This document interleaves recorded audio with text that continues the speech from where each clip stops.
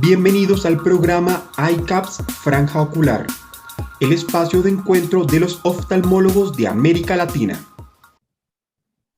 Les habla el doctor Juan Valle, aquí para iCaps Franja Ocular. Les damos una cordial bienvenida a esta sección dedicada al ojo seco y también a las úlceras corneales. Tenemos un programa extraordinario que sé que les va a gustar. Recuérdense que nuestro principal meta y nuestro principal motivo para hacer iCaps es que sea usted un mejor profesional, que aprenda los conceptos básicos que ayuden a tratar mejor a sus pacientes y que sus pacientes salgan beneficiados y ustedes también de los conceptos por aquí emitidos. Sabemos que el aprender nunca se termina, siempre estamos aprendiendo desde el día que entramos en la escuela y nuestra profesión requiere de este tipo de actualización. Hoy los dejo con la conferencia magistral de la doctora María Teresa Salazar. Entrevista en iCaps Franja Ocular. Muchas gracias, doctor Valle, por su invitación a su popular segmento. Muy buenas tardes a todos. En esta tarde quiero compartir con ustedes un tema que a veces nos da un poco de dolor de cabeza, tanto al oftalmólogo como al paciente, que es el síndrome de ojo seco.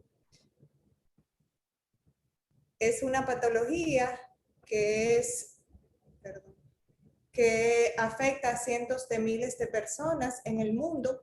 Es una de las causas más frecuentes de consulta al oftalmólogo general. Su prevalencia varía entre un 5 y un 34% a nivel mundial.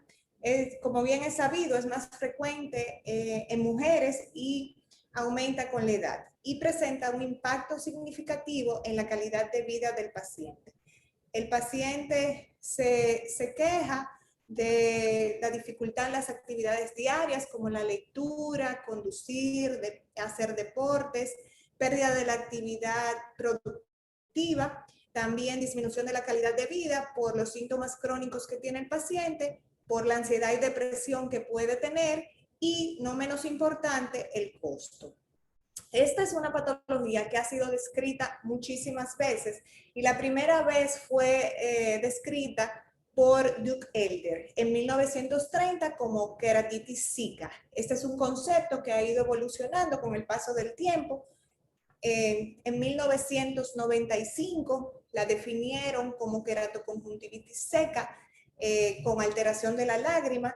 Y en el 2007, que se realizó el primer taller de ojo seco y de superficie ocular, el TIUS-1, la definieron como queratoconjuntivitis lagrimal, ya como una enfermedad multifactorial.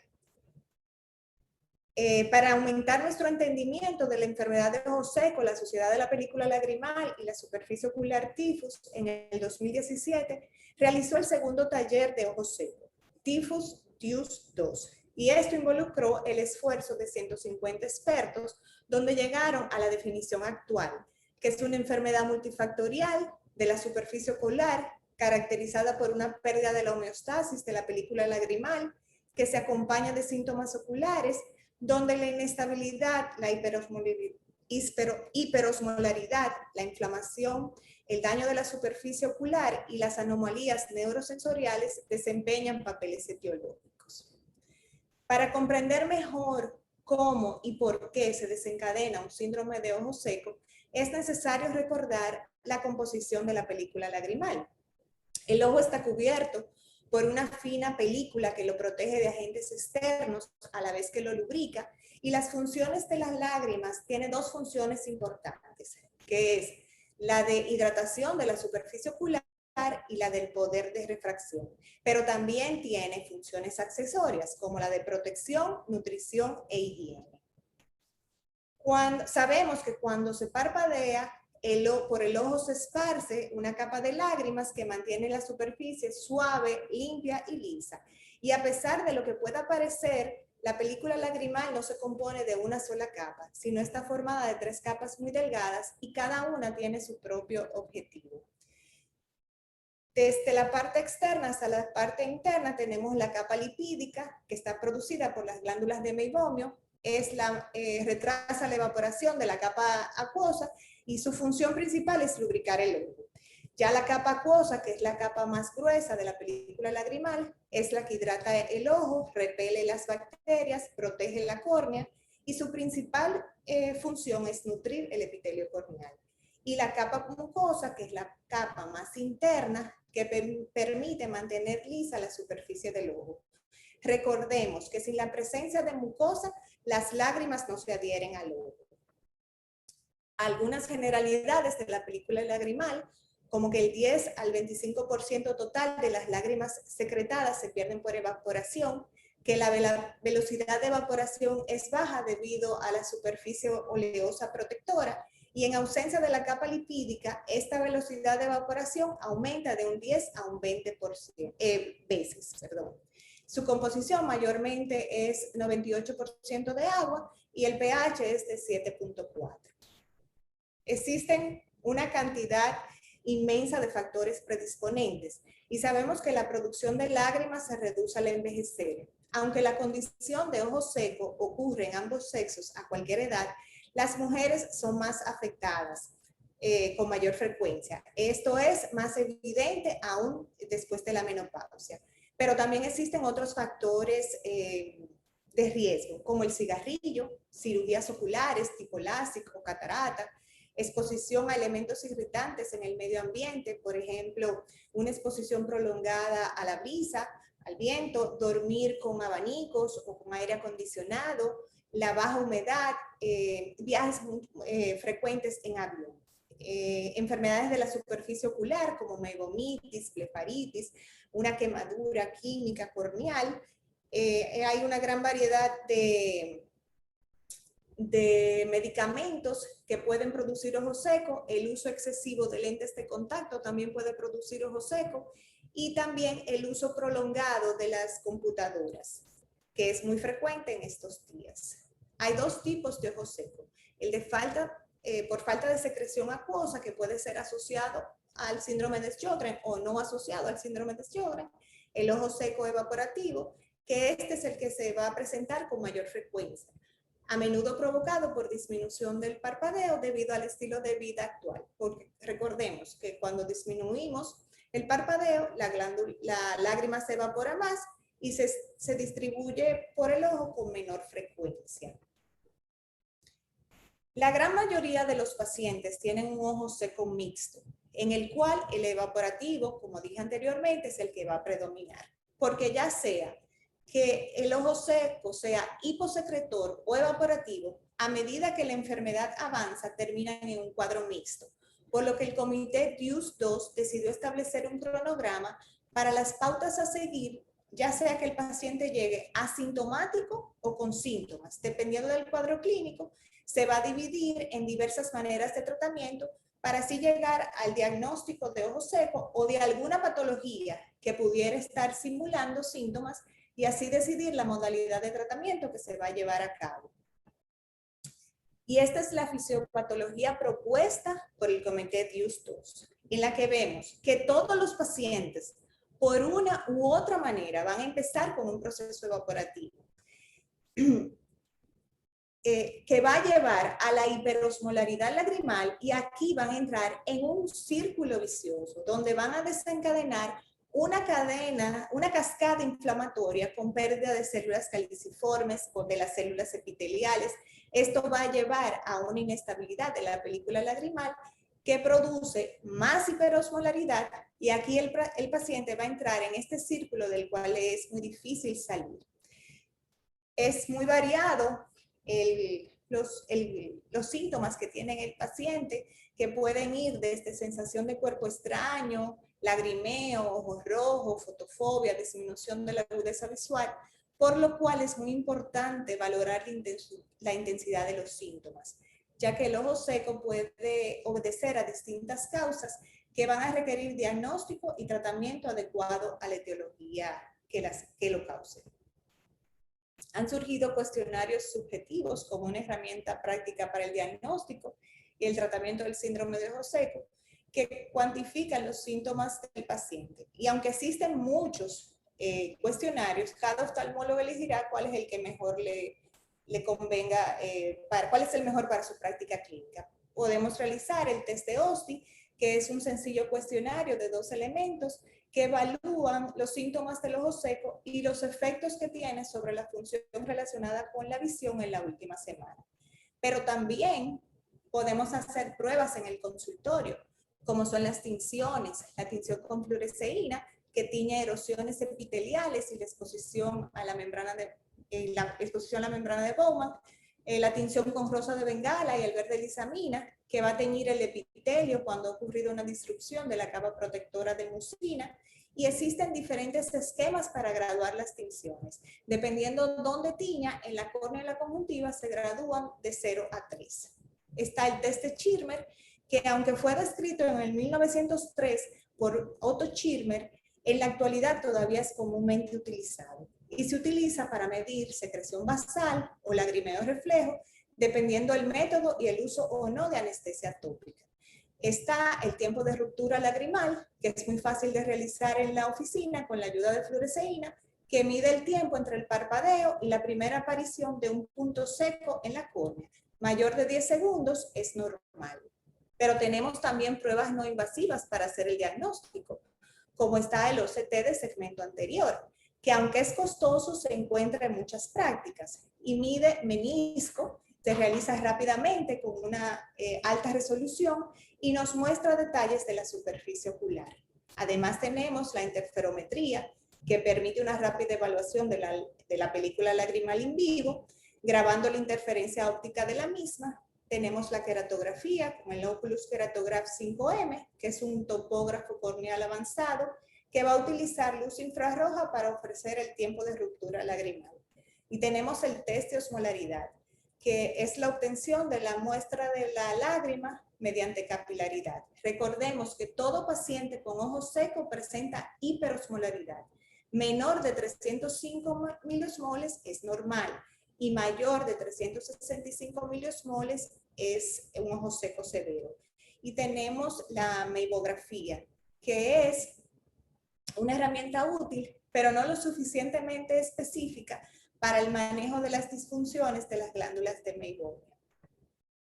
Además, debemos evaluar biomarcadores como el MMP9, que cuando está alta desestabiliza la película lagrimal.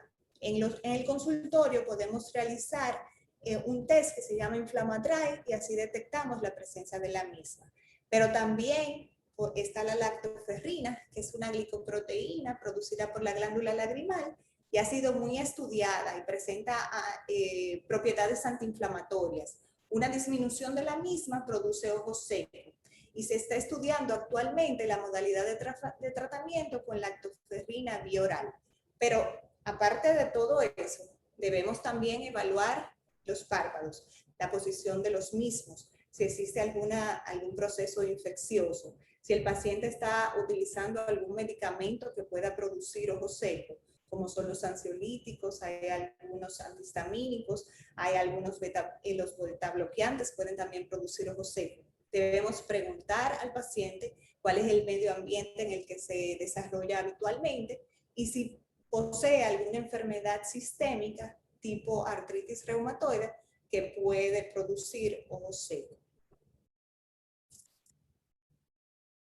Aunque la relación entre signos y síntomas en el síndrome de ojo seco no es lineal y varía según los individuos y según el tipo de ojo seco, es esencial la detección de los mismos para el diagnóstico y tratamiento precoz de la patología, por lo cual el comité DIUS 2 propuso 4 niveles de tratamiento, que no necesariamente son progresivos.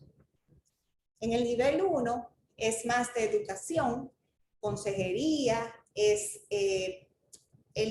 modificar todo lo que, factores ambientales, por supuesto el control de las alergias y el uso de lágrimas artificiales.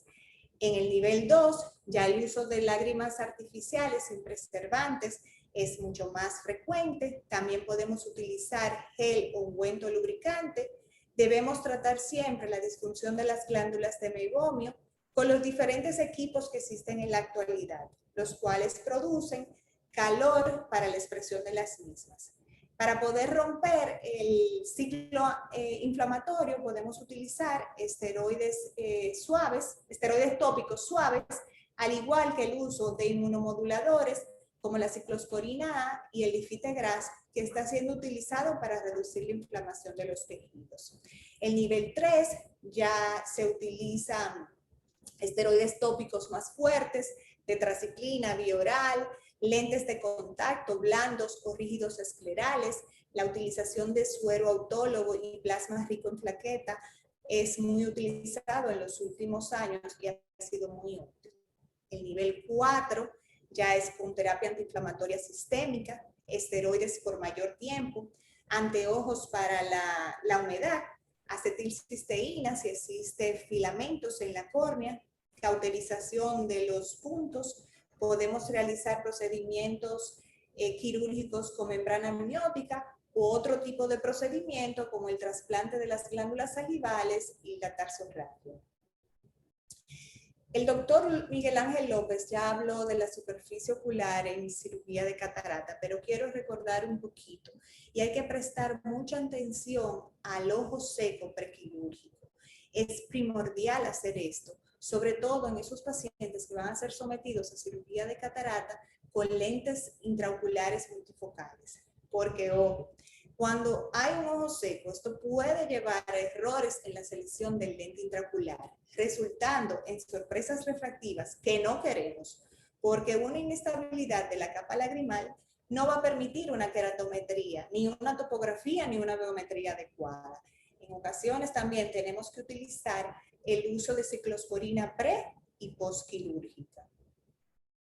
Debemos recordar, para llevarnos a casa, la hiperosmolaridad produce el círculo inflamatorio y es la responsable de todas las alteraciones a nivel de la superficie ocular. El diagnóstico es importante, pero siempre debemos individualizar para así poder determinar el tipo de ojo seco y orientar la conducta de tratamiento y ayudarnos siempre con la tecnología que existe para lograr los mejores resultados. Esta es una patología, como bien lo dice su definición, multifactorial y debido a su naturaleza, los resultados obtenidos con frecuencia son variables. Existen recomendaciones basadas en la evidencia que nos permiten un manejo de todos estos recursos de una manera escalonada según el grado de severidad hasta poder lograr un tratamiento adecuado. Pero a pesar de que algunos tratamientos son sumamente específicos, la realidad es que sigue siendo un arte el manejo del ojo seco y siempre debemos requerir de una adaptación para cada paciente. Muchísimas gracias. Gracias, doctora Salazar, y felicidades, una gran presentación. Ahora viene una serie de inquietudes mías, ¿no?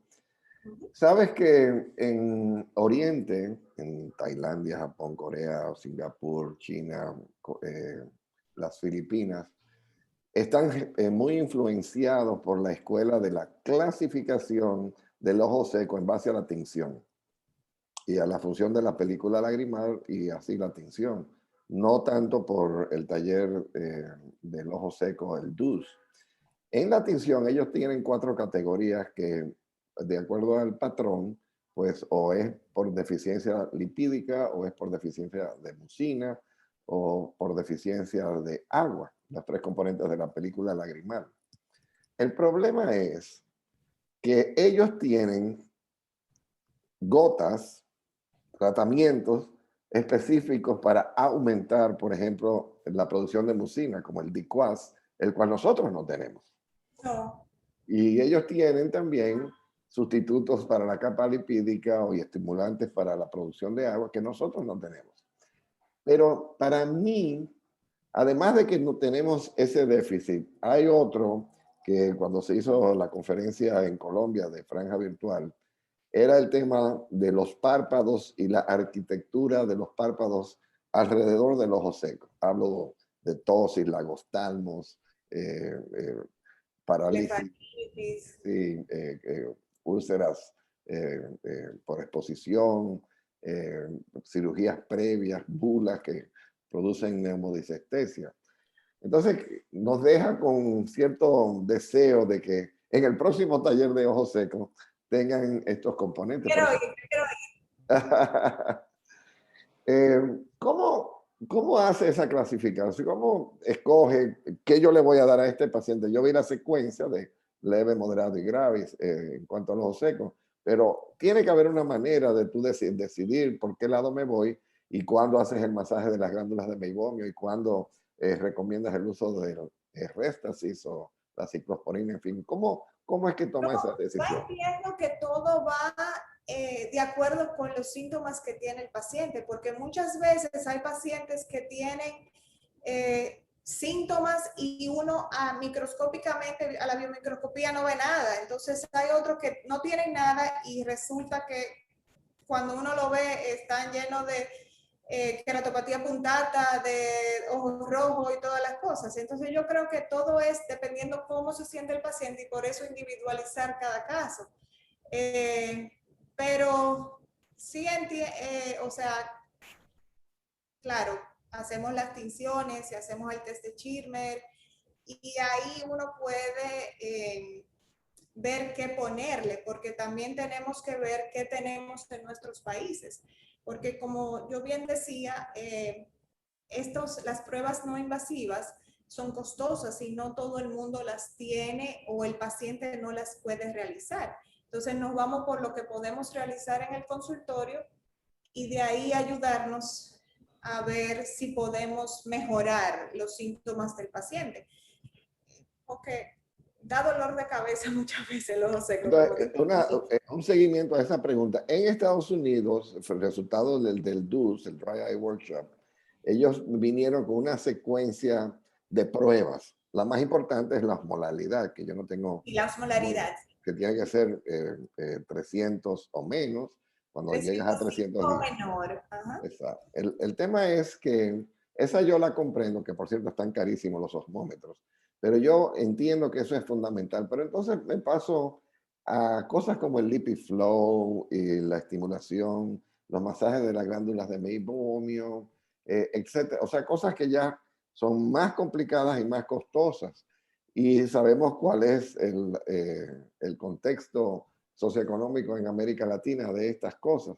¿Cómo se maneja en ese sentido? ¿Qué haces?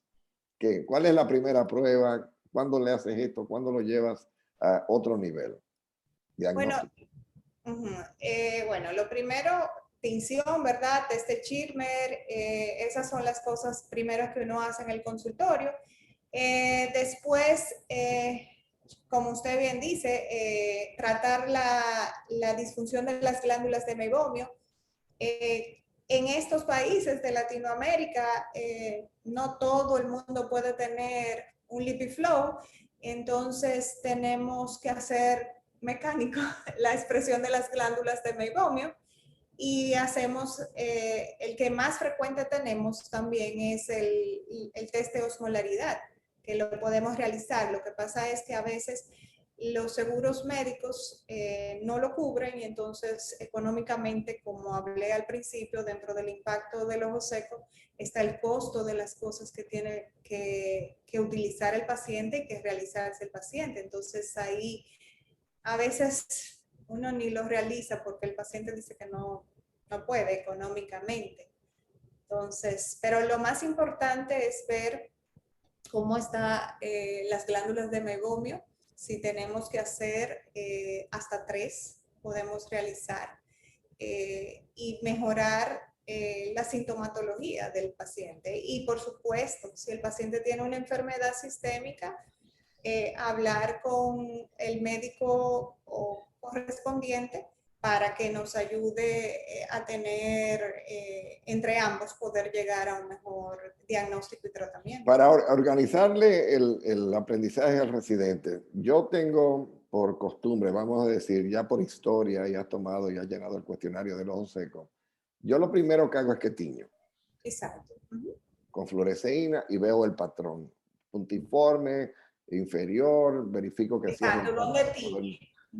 Lo segundo que hago es, como ya está teñido, es hacer el rompimiento de la película lagrimal, tear breakup time.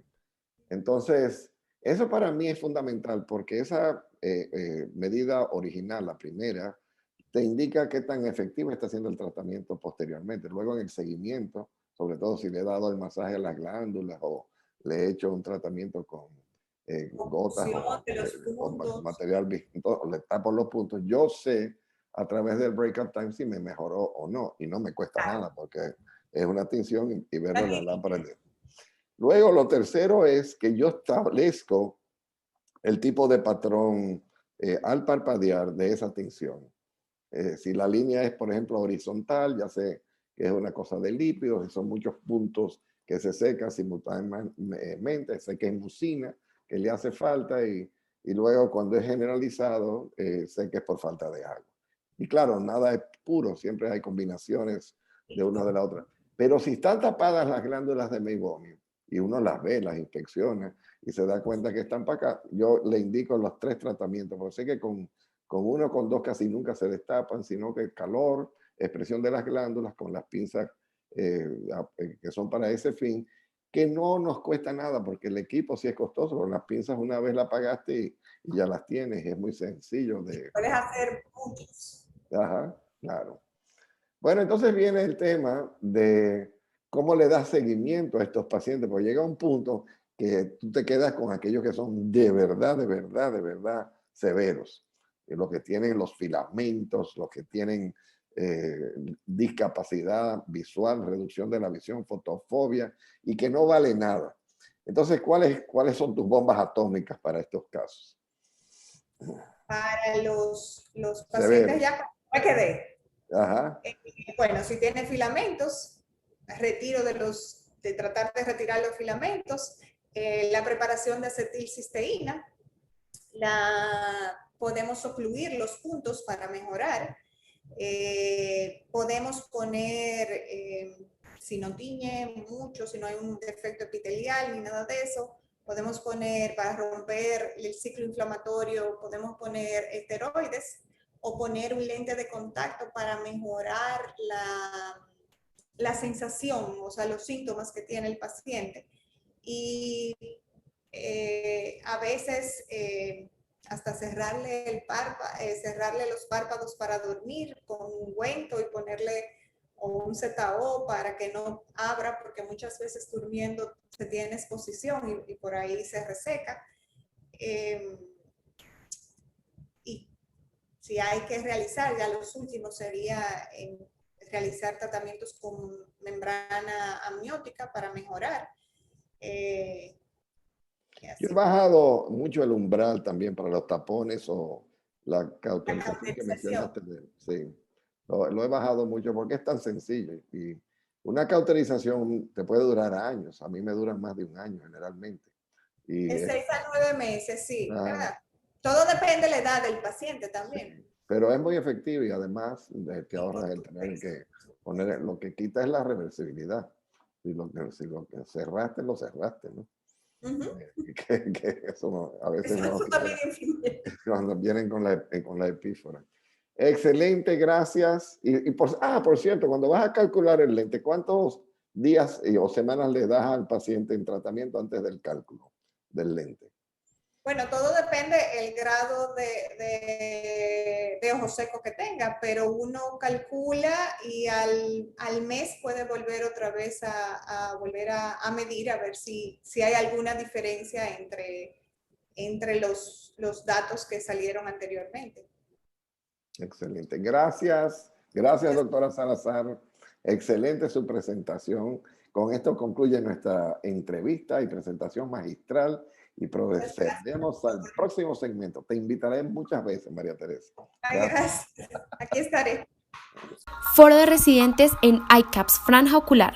Muy buenas, mi nombre es María Gabriela González, residente de tercer año del Hospital Dr. Elías Santana. Tengo el honor de darles la bienvenida a este segmento Foro de Residentes, pero no sin antes agradecer a la doctora Salazar por su magistral presentación, como bien dijo el doctor Valle. Gracias, doctora, por su dedicación, su disposición para acompañarnos el día de hoy. El ojo seco es todo un mundo y gracias a usted hoy podemos tener un conocimiento más claro de la importancia de identificar y cómo tratar a estos pacientes. Es un honor aprender de usted, quien siempre tiene la disposición de enseñarnos y escucharnos. Muchísimas gracias y gracias, doctor Valle, por su tan buena intervención. Siempre es un honor escucharlo y seguir aprendiendo todos los días de todo ese conocimiento que tiene. El día de hoy también contamos con el privilegio, un gran privilegio, de tener a la doctora Odette Guzmán, Fellow Senior del Departamento de Córnea y Cirugía Refractiva de nuestro hospital. La doctora Guzmán se caracteriza por siempre hacer conferencias magistrales y súper didácticas. El día de hoy nos hablará sobre cómo diagnosticar una queratitis infecciosa. La verdad que ya estoy súper emocionada por escucharla. Adelante, doctora Guzmán.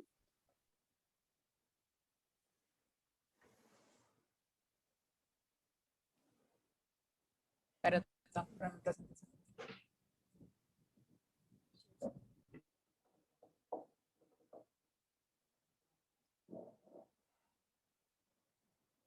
Te veo perfectamente, no veo tu pantalla en estos momentos, Odette, así que debes de darle a compartir pantalla.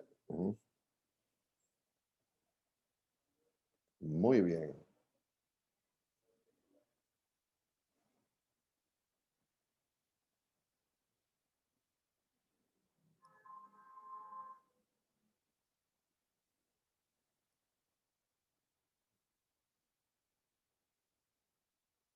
Excelente.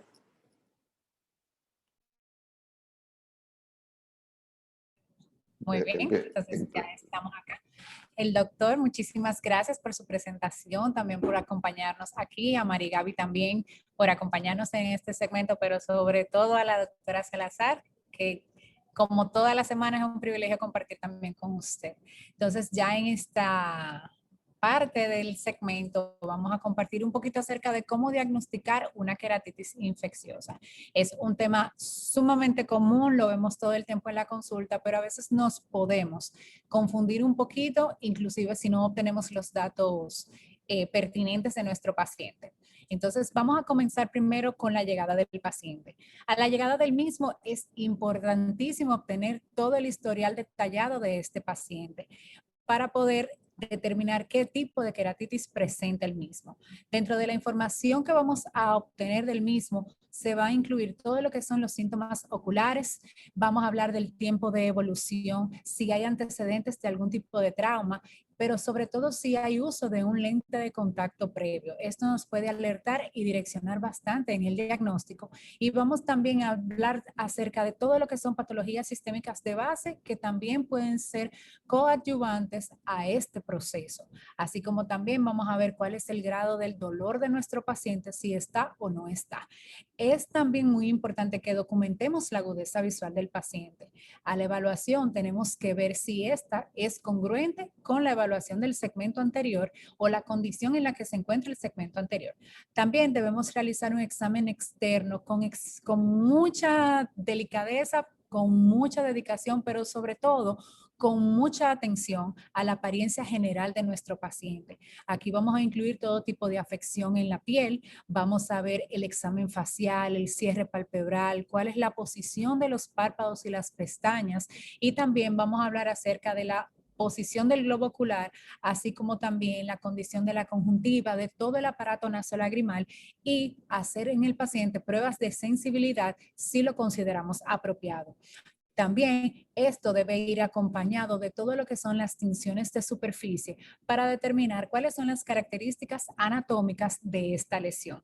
Aquí vamos a buscar la presencia de abscesos, de infiltrados, de adelgazamientos corneales, también conocidos como melting corneal, presencia de hipopión, fibrinas, sinequias, también valorar si esta sensibilidad en la córnea se encuentra aumentada, disminuida, se encuentra nula, y también vamos a ver la condición de la película lagrimal y de los párpados en sí. No es solamente preguntarle al paciente, también tenemos que saber cómo documentar la información, y para esto nos basamos en lo que es el dibujo del segmento anterior. Todo debe quedar plasmado en el dibujo de nuestro paciente, donde cada color también va a representar una condición en específico y debe ser dominado por todo oftalmólogo como una herramienta para poder documentar casos particulares y también detalles importantes de nuestros pacientes.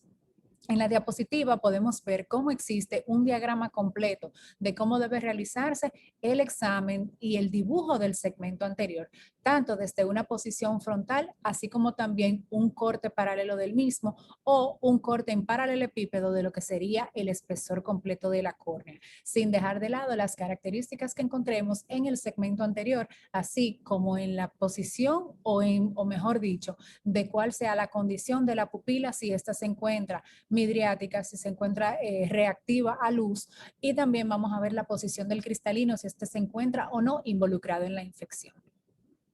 Aquí vemos un ejemplo de lo que sería un dibujo del segmento anterior. Vamos a ver que debemos de tratar de guardar la máxima relación con la apariencia real de nuestros pacientes. Las medidas son sumamente importantes para los seguimientos de las lesiones, así como también un aproximado en porcentaje del material que veamos en la cámara anterior. Debido a las lesiones de superficie, muchas veces es imposible que podamos documentar cómo se encuentra la cámara anterior. Así que para esto más adelante veremos de qué nos podemos ayudar. En cuanto a la biomicroscopía directa, aquí vamos a hablar específicamente acerca de lo que sería el frotis y el cultivo corneal. Este es el primer paso luego de una primera evaluación.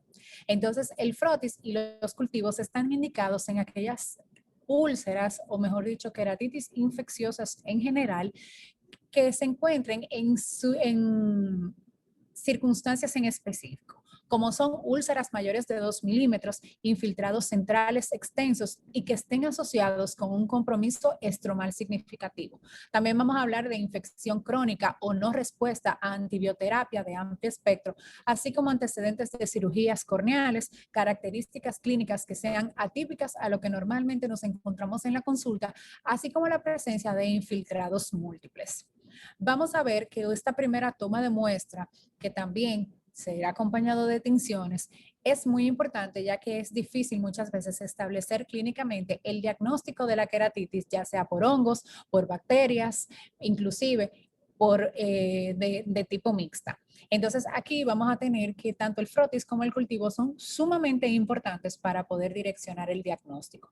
Las tinciones Gram y Giemsa son las más comúnmente utilizadas para la identificación rápida de los hongos en nuestro medio, con rangos variables de sensibilidad, y en el caso, por ejemplo, de un montaje húmedo de KOH al 10%, este es un método sumamente simple, barato, rápido y fácil de interpretar, y es particularmente útil en aquellos países tropicales como el nuestro. El frotis de KOH va a tener una sensibilidad de un 73% y también va a estar disponible en amplia gama.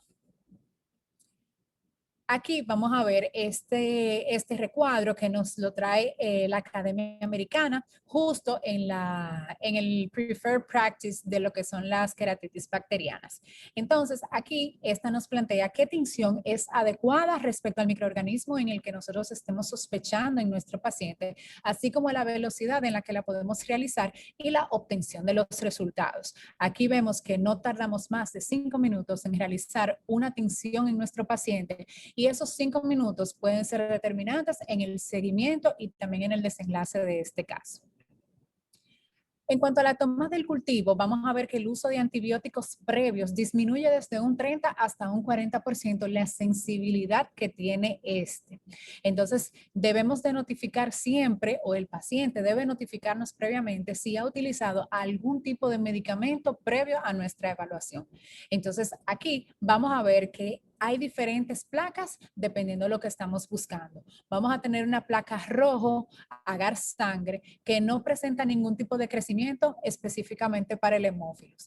Vamos a tener placas transparentes Saboró, que son específicas para los hongos, y vamos a tener entonces el agar chocolate, donde sí vamos a tener un medio de cultivo, para el hemófilos, también para el meningococo y el gonococo, siendo el medio Page específico para Acanthamoeba. Aquí vemos un segundo recuadro también que nos trae la Academia, y aquí resumimos las indicaciones tanto de las tinciones como de los cultivos que son correspondientes de acuerdo a cuál sea el microorganismo que nosotros sospechemos de entrada. También, luego de hacer una primera tinción en nuestro paciente, podemos entonces determinar ya qué cultivo sería el adecuado para el mismo. También este se encuentra disponible en el Preferred Practice de la Academia del año 2019. También contamos con varias datas, sobre todo de nuestro medio, de nuestro hospital. Este fue un estudio realizado en el 2006, desde junio del 2006 hasta enero del 2007 en nuestro hospital, a cargo de nuestro jefe de departamento, el doctor Miguel Ángel López. Y este ha sido un tema de mucha importancia para nuestro departamento, ya que el mismo muestra la finalidad de determinar la sensibilidad y la especificidad de aquellas pruebas que son directas, como son el cultivo y también las tinciones, versus en aquellas infecciones y aquellas no infecciones. Entonces, aquí se realizaron unas muestras en nuestros pacientes, específicamente en 21 ojos, y se hizo medio de KOH, Wright, Papa Nicolau y también cultivo. Se compararon cada una de estas y se obtuvieron diferentes resultados. En esta primera planilla vamos a ver que en la queratitis bacteriana la tinción Gram fue la que resultó tener una mayor sensibilidad, especificidad y también valor predictivo, mientras que para la micótica la KOH sigue siendo el gol estándar. En aquellas queratitis micóticas donde se realizó también una tinción y Papa Nicolau, se obtuvo esta por encima del Gram y el Wright en todos los parámetros estudiados. Todos estos valores son coincidentes con lo que es la literatura que encontramos hoy en día, así que no nos encontramos tan fuera de la realidad. Dado esto, también vamos a sugerir que en nuestros pacientes no única y exclusivamente nos aislemos a solamente utilizar o la tinción o utilizar el cultivo. Uno debe ser el complemento del otro, porque muchas veces vamos a encontrar resultados negativos en un cultivo, pero vamos a encontrar tinciones positivas y viceversa. Así que es muy importante que practiquemos, primero para conocimiento y segundo para un mejor manejo de nuestro paciente, ambas vertientes en nuestra evaluación.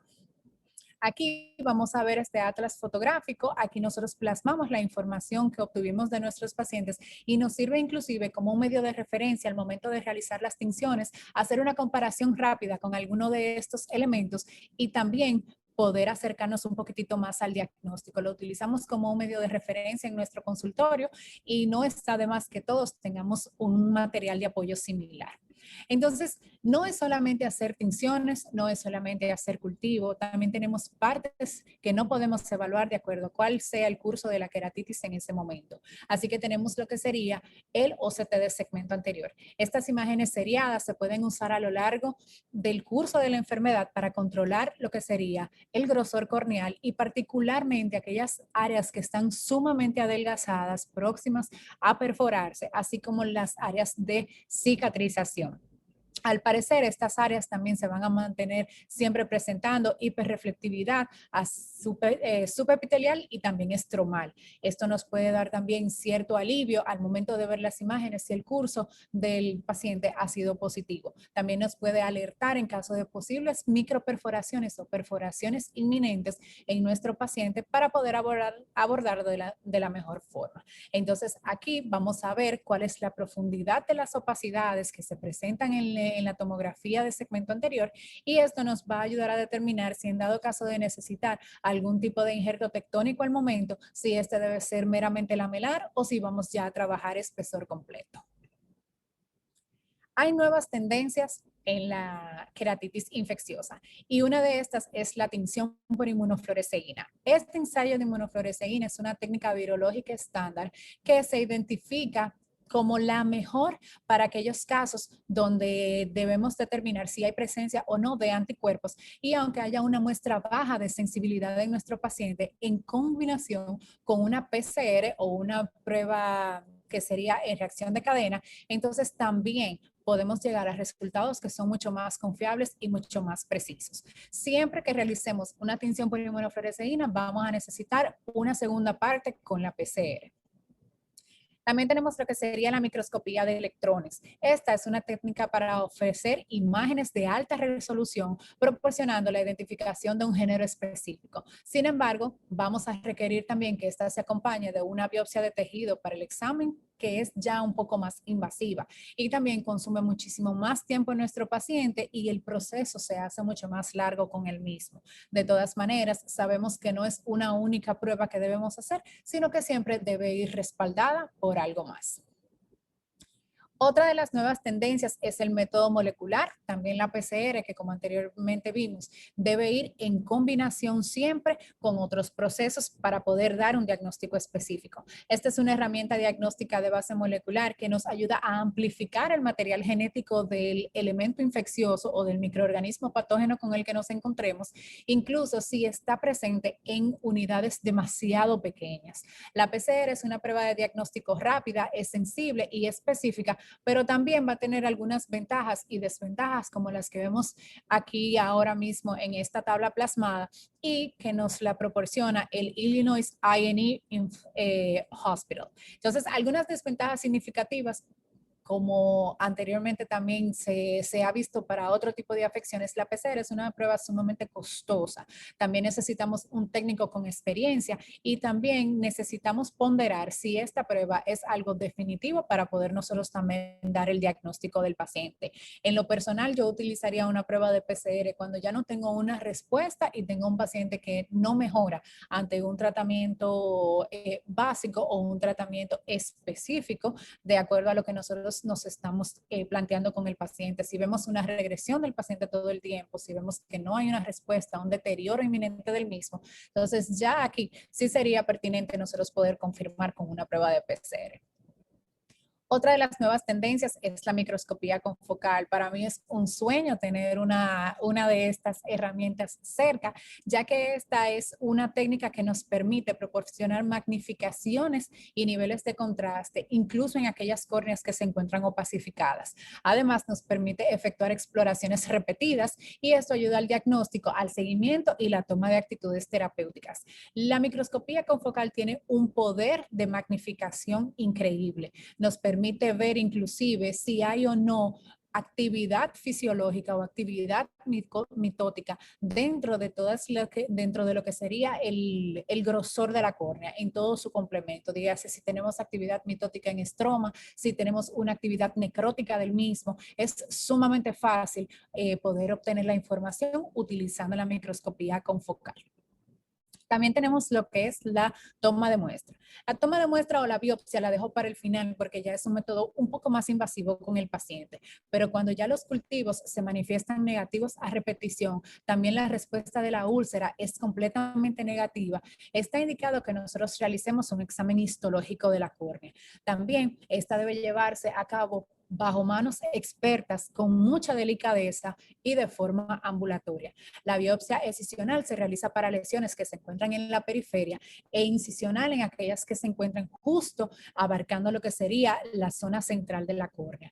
También se realiza en aquellos casos donde definitivamente nosotros vemos un deterioro significativo del paciente, aunque no tenga tanto tiempo bajo tratamiento. Si vemos que ya hay un deterioro, como les mencionaba, de manera directa, pues también nosotros tenemos que tratar de ser un poco más agresivos tratando de frenar este tipo de infección.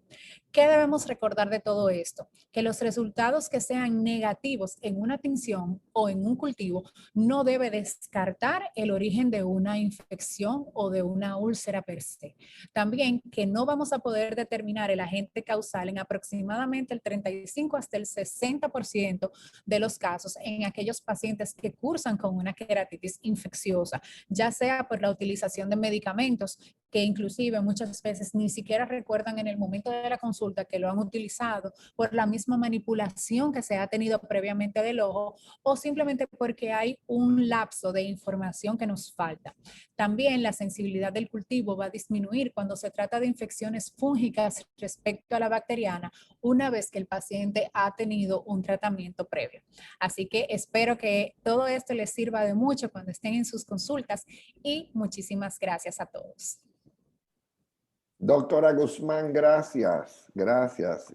Y no te me vayas, que te quiero preguntar varias cosas. Claro que sí. Yo recuerdo visitar en la India, en el hospital de Aravind, el servicio de córnea. Y ellos tenían en la pared un listado con el número de úlceras corneales que ya llevaban en el año. Estábamos en el mes de julio y llevaban 670 úlceras corneales. Para mí era una locura, pero es un hospital que te opera 1000 cataratas al día y maneja una población de muchos millones de habitantes. El tema es que el doctor tenía un orden, un protocolo en la obtención del frotis, en el que inmediatamente le hacían la tinción de KOH. Si era negativa, ya sabían que no era hondo; si era positiva, se iban por el lado de la úlcera micótica. Y entonces, si era bacteriana, hacían el tinte de Gram y procedían de esa manera. Yo te escuché el tema y para mí es cierto, no sé cuántas veces en la vida mandas el cultivo de la úlcera y te llega, no tiene crecimiento, no hay crecimiento, sin crecimiento del microorganismo. Y es frustrante porque dice, pero yo lo atribuyo obviamente a la facilidad con la cual los pacientes en nuestro medio consiguen las gotas con antibióticos. Aquí no se necesita receta para cuando te llega, ya hace rato que están utilizando o gentamicina, tobramicina, moxifloxacina o floxacina, algo, y claro, eso te elimina la posibilidad de hacer cultivo. Entonces, yo quiero que tú me repases cómo es que ustedes lo manejan, cuál es su proceder. Esto para un residente de primer año, me llegó una queratitis infecciosa, una úlcera corneal, ¿qué hago? Bueno, lo primero que realizamos es la evaluación y screening oficial del paciente. Vemos cuál es su agudeza visual y hacemos tinción de primera instancia. Lo vemos en la lámpara de hendidura para poder comprobar cuál es la magnitud que tiene ese defecto y también valorar si hay algún tipo de cambio en la anatomía del segmento anterior. Hay algo que yo en lo personal siempre hago. Cuando me llega una úlcera es ver las manos de mi paciente, valorar cómo se encuentra la higiene de sus manos, de las uñas, porque muchas veces el paciente se la autolacera y ahí comienza el problema. Cuando vuelve otra vez repetidamente a pasarse las manos por los ojos, continúa sobreinfectándose y muchas veces buscamos otros elementos y no nos damos cuenta que todo está en el paciente.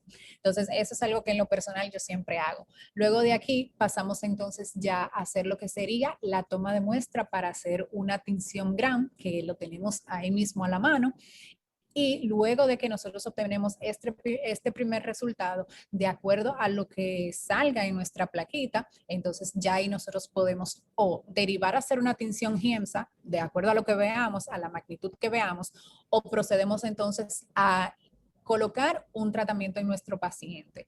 Muchas veces también nosotros nos ayudamos bastante de lo que son los medios visuales, tomamos fotografía de nuestro paciente para documentar su llegada y así poderle dar seguimiento al mismo. Lo más importante siempre va a ser preguntarle a nuestro paciente dentro de ese screening oficial inicial la utilización de medicamentos, si qué tipo de elemento le cayó en el ojo, si era un vegetal, si era un metal. Muchas veces nosotros tenemos pacientes que son agricultores, que son ebanistas, que son, trabajan con metales todo el tiempo. Entonces, todo eso es muy importante obtenerlo, pero nuestro protocolo es así: iniciar con un screening detallado del paciente, a qué se dedica y demás, ver la condición del globo ocular, la periferia del mismo, también de la lesión como tal, y proceder entonces a la toma de la tinción Gram para entonces ya luego determinar si hay muchas secreciones, mandar a hacer un cultivo de esas secreciones, si hay un lente de contacto involucrado también, y pues ya ir derivando poco a poco hacia lo que nosotros estemos pensando de acuerdo a la primera obtención en la tinción de Gram. Y bien, dándole seguimiento. En el sur de la Florida, la causa de úlcera micótica más común es el Fusarium, pero resulta que en el norte de Norteamérica es el Aspergillus. ¿Qué observación puedes hacer al respecto? Y ve muy poca cándida en cualquiera de los dos. ¿Cuál es el comportamiento aquí en el Caribe, en República Dominicana? El comportamiento es prácticamente en un 100% para nosotros son los fusarios. Nosotros los vemos prácticamente en todos los casos de nuestros pacientes. No son fáciles de tratar. Lo primero es explicarle al paciente que todo eso es un proceso.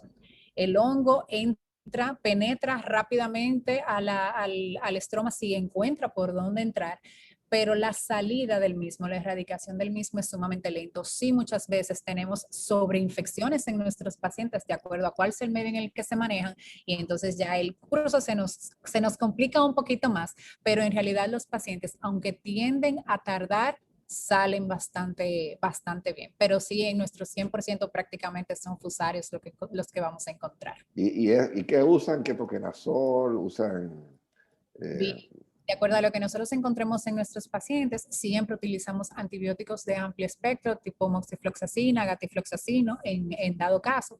Vamos a tener también ayuda de acuerdo a si tenemos melting o no corneal de la doxiciclina oral. También podemos utilizar ya un medio sistémico para nuestro paciente, iniciando también con ketoconazol. Podemos hacer combinaciones con fluconazol. Colocamos miconazina en nuestro paciente, que es un antifúngico específico. Ya también podemos abordarlo con vitamina C, que nos ayuda también a la cicatrización. Los lubricantes de superficie son sumamente importantes porque todos estos medicamentos son tóxicos. Entonces también vamos a tener los preparados fortificados, que nos estamos entrenando bastante haciendo todo este tipo de preparaciones, que también son de bastante ayuda para nuestro paciente. Nosotros también nos ayudamos muchísimo de lo que es el seguimiento continuo del paciente. El paciente debe estar interdiario con nosotros para ver cuál es la evolución del mismo. Creo que esa es la parte más importante, el seguimiento que nosotros le damos a nuestro paciente una vez ya instaurado el medicamento, sin dejar de lado que inicialmente también podemos comenzar aquí mismo en el consultorio haciendo impregnación de esta lesión para estar un poco más tranquilos de que ya vamos a iniciar un tratamiento desde antes que el paciente salga de nuestra consulta. Doctora Guzmán, entonces, a ver, el yodo, ¿lo usan alguna vez? ¿Cuándo? El yodo no lo solemos utilizar en el caso de la queratitis infecciosa. Lo utilizamos más como un medio de limpieza cuando vamos a retirar suturas, etcétera, para poder matar un poco la flora que se encuentra en el fondo de saco. Pero tratamos de mantener el ojo del paciente en la condición más íntegra posible para entonces no agregar toxicidad al ojo, al contrario, que solamente nos limitemos a aquella que le vaya a aportar el medicamento, pero de rutina no utilizamos la yodopovidona en nuestros pacientes con infecciones. No, nota al margen, en esta visita a Arabin, como te digo, y esto al día de hoy sigue siendo igual, en las pulperías, colmados, lugares remotos, rurales, tienen la cápsula de cloranfenicol. Y entonces el tratamiento en la India de una queratitis infecciosa es comprar la cápsula con una agujita, hacer una perforación y ponerse las gotitas de cloranfenicol en el ojo. Esa es la famosa espuelita de gallo que todavía en América Latina existe.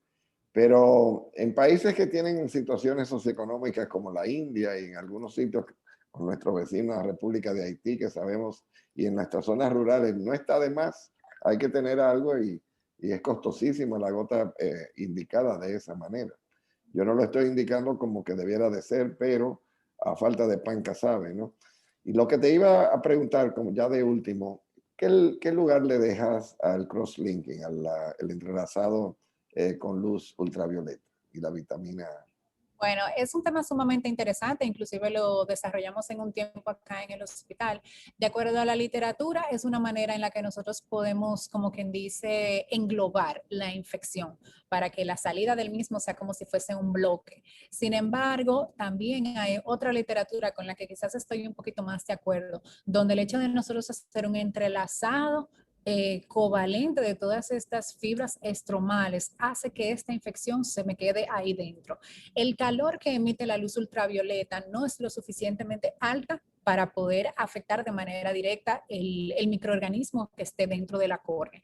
Por lo que yo soy un poquito más conservadora, realmente no es una técnica de preferencia, sí la hemos desarrollado, nos ha dado resultado en algunos casos, pero entiendo que todo depende de cuál sea el momento en el que nosotros abordemos nuestro paciente, el tamaño de la lesión, cómo esté, la profundidad del infiltrado, etcétera.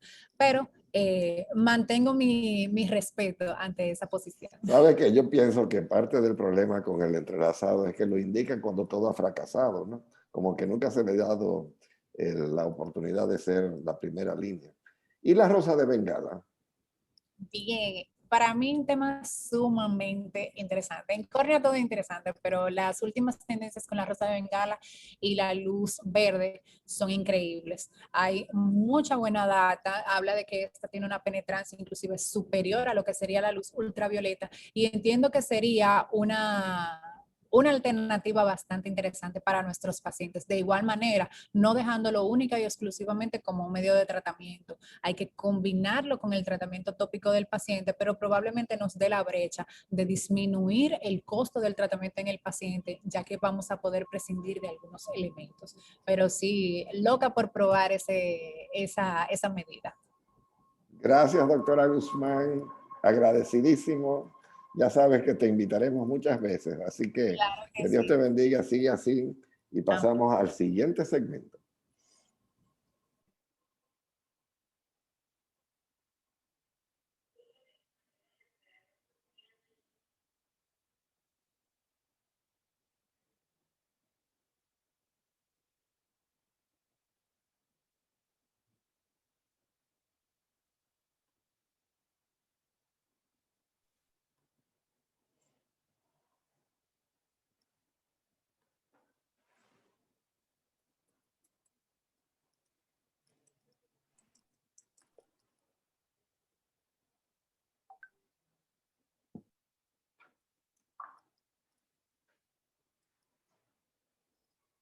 No pasa.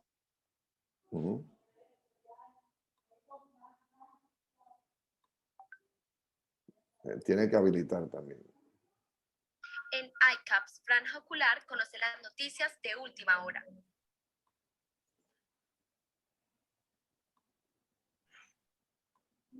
Cuando quiera me habilita. Doc, ya la volví a pasar, no Es se que puede ver. es que usted no me ha habilitado para compartir pantalla. Ah, perdóneme. ¿Y quién lo sacó de coanfitrión? No sé. Listo, ya mismo entonces repito la escena.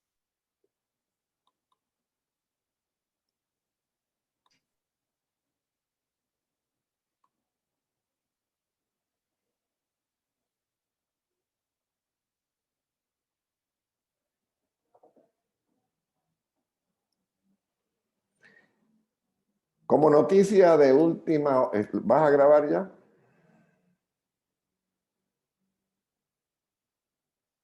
¿Estás grabando?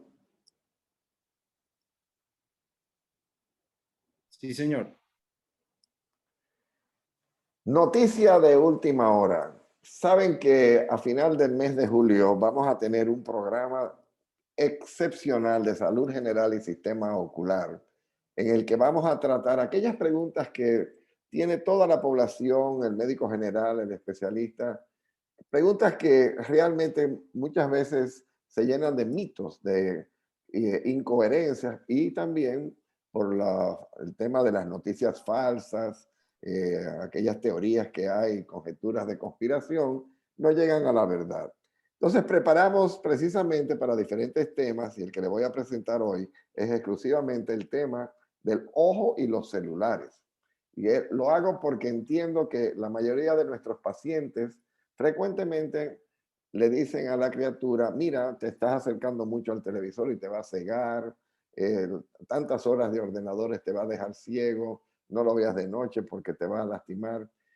Y la realidad es que hoy día el promedio de uso de ordenadores, y sobre todo en la época de la pandemia, es de 8 a 12 horas. Eso es normal, ya sea porque en el trabajo usamos el ordenador o porque estamos usando el celular continuamente. El texteo no deja de tener sus consecuencias. Y una de ellas, que no tiene absolutamente nada que ver con el ojo, es el tema del text neck. El text neck, que no es por tecnología, sino por el texteo, hace que el individuo que está utilizando el celular incline y crea un ángulo que conlleva un peso en la columna vertebral cervical.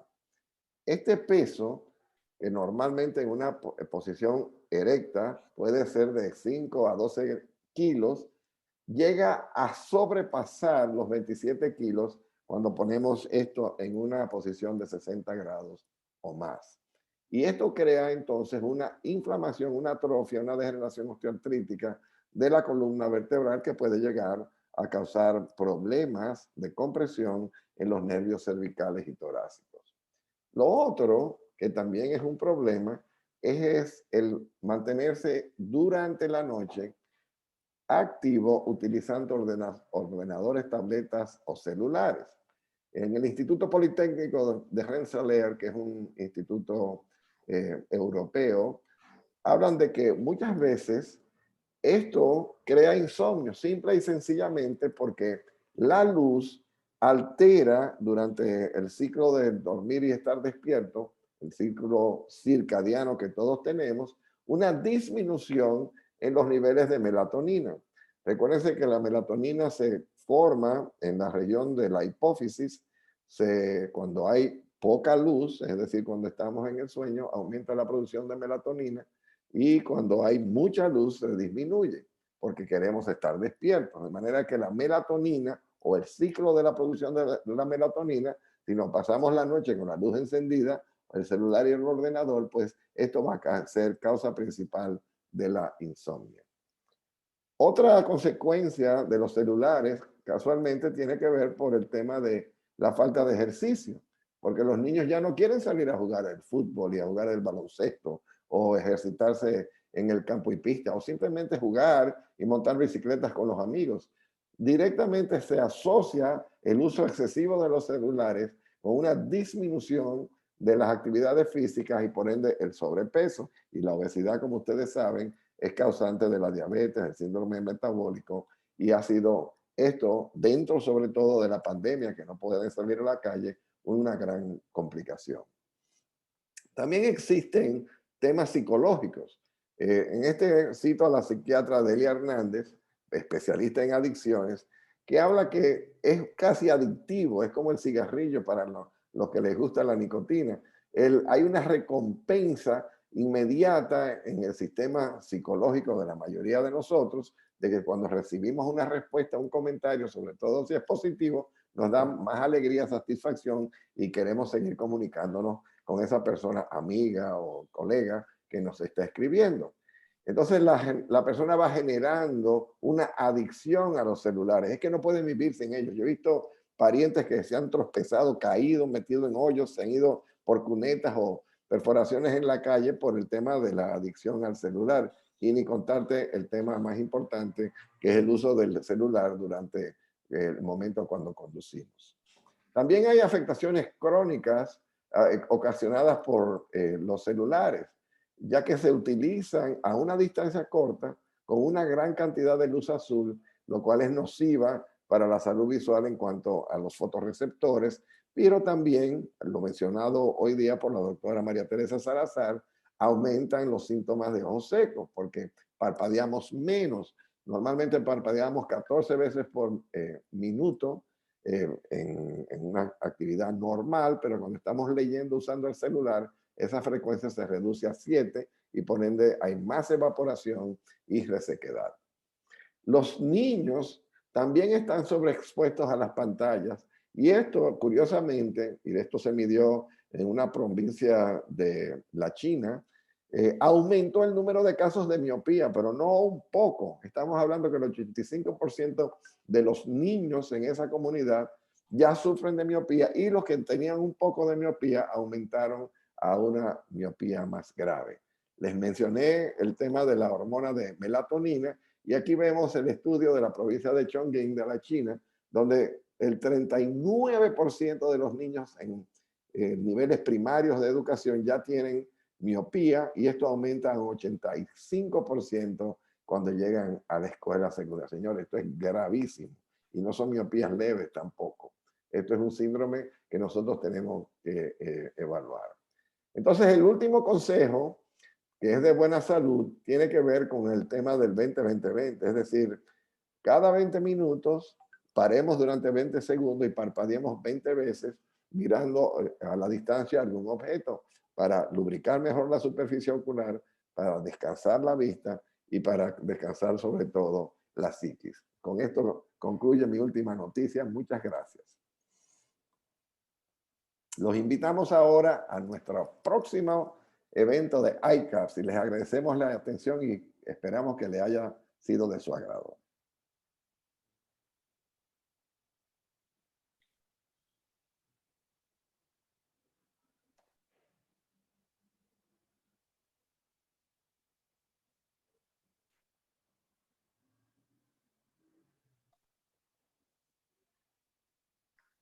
Aquí finaliza iCaps Franja Ocular. Te invitamos a conectarte la próxima semana.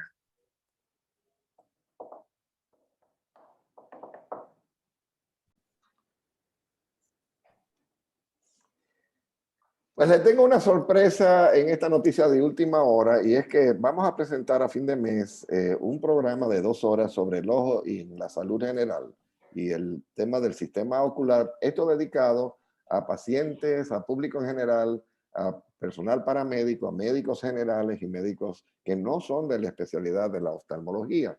Y uno de los temas más importantes tiene que ver con el uso de los celulares y la posible afección que puede tener en el sistema visual.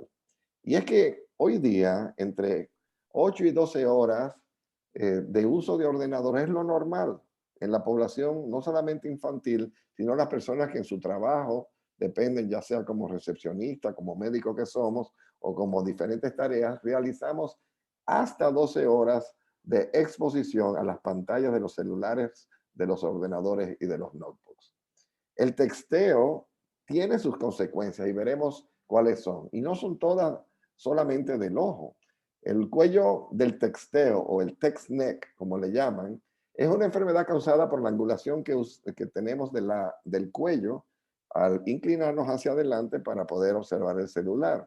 En la posición erecta apenas tenemos 5 kilos de peso sobre la columna cervical. Sin embargo, cuando la inclinación sube a 40 grados, esto pasa a ser de 20 kilos y llega a los 27 kilos cuando la angulación es de 62 grados. Esto inflama la columna vertebral, causa osteoartritis, causa atrofia de los nervios, esto debido a la compresión de ellos en la zona intervertebral.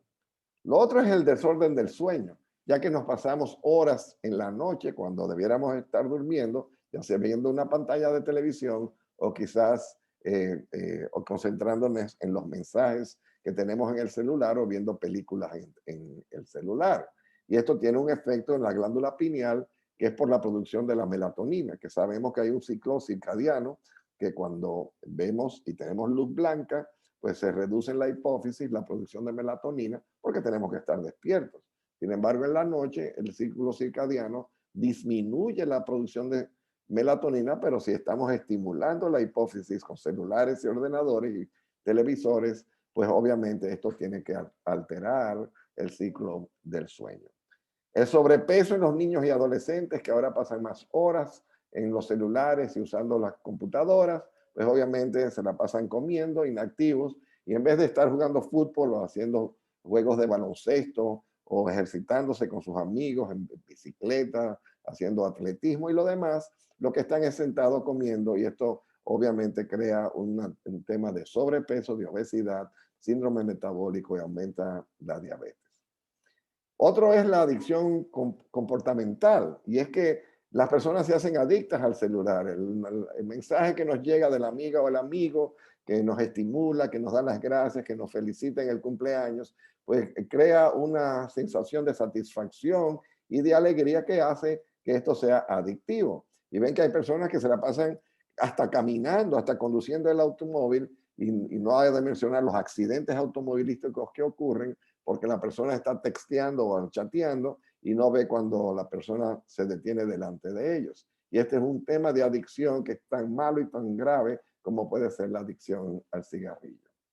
También tenemos afecciones crónicas en los ojos, ya que hay enfermedades ocasionadas por los celulares, ya que mantenemos el ojo con menos parpadeo abierto. Normalmente parpadeamos 14 veces por minuto, pero cuando nos concentramos en el ordenador, esto se disminuye a la mitad, a 7. Por ende, la queratitis zika, la blefaritis, los problemas del exceso de luz azul en los fotorreceptores de la retina, pues hacen de esto un gran problema. Los niños expuestos a las pantallas, y veremos el estudio en la provincia de Chongqing, en la China, ha aumentado los casos de miopía a un 85%. Y aquí vemos que estos niveles de luz azul, además de que inhiben la producción de la hormona de la melatonina, en el estudio de la provincia de Chongqing, ven que en la primaria el 39% de los niños ya son miopes. Esto en el año 2020 durante la pandemia.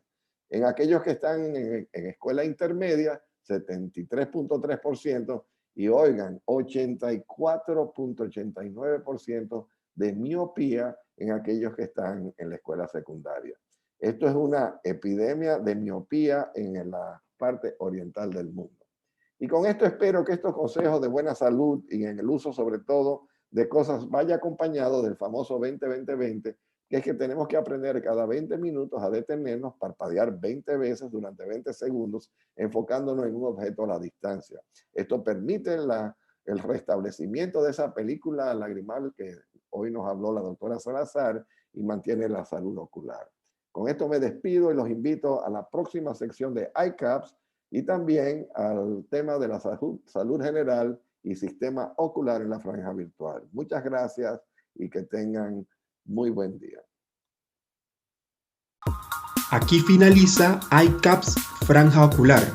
Te invitamos a conectarte la próxima semana.